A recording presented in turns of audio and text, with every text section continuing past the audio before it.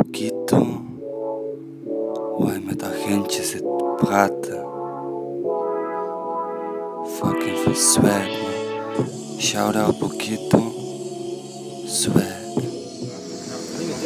7 uur muziek aan het draaien kan iemand ook voorbij langskomen. Misschien hoeft het niet eens op uren te zijn om ook te bellen van zeggen, hey, we hebben last van die muziek of die draait harde muziek. En dan komt hij ook op een overlast. Maar ja, wie heeft die nergens gemaakt? Wat weet je?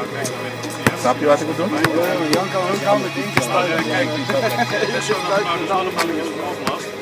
Dingetjes sluiten. Sorry. Ging maar net goed. Ging maar net goed. Ja. Kijk, hij zei meteen. Oh jongen, complimenten na. We moeten hem pakken en een beetje gesprek zoeken. Ja, we kappen met die voetballen. Zo, we gaan het gras voetballen. Ja.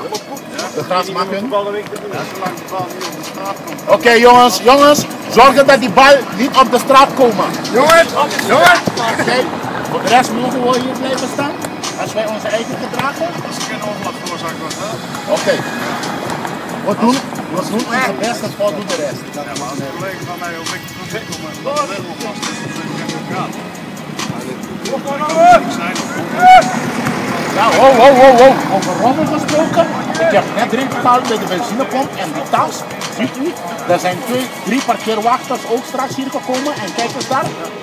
Ik heb hun persoonlijk beloofd dat ik zorg dat de rotzooien hier die wij maken, dat wij die opruimen en dat wij ook aan onze eigen gedrag zelf ook denken.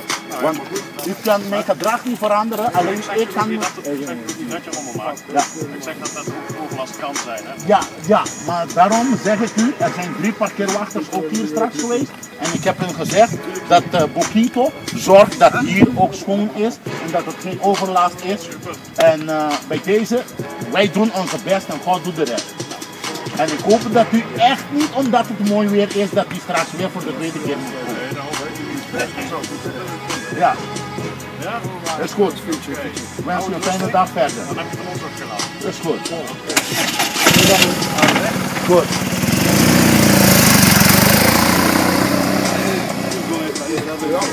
Ja, jongen.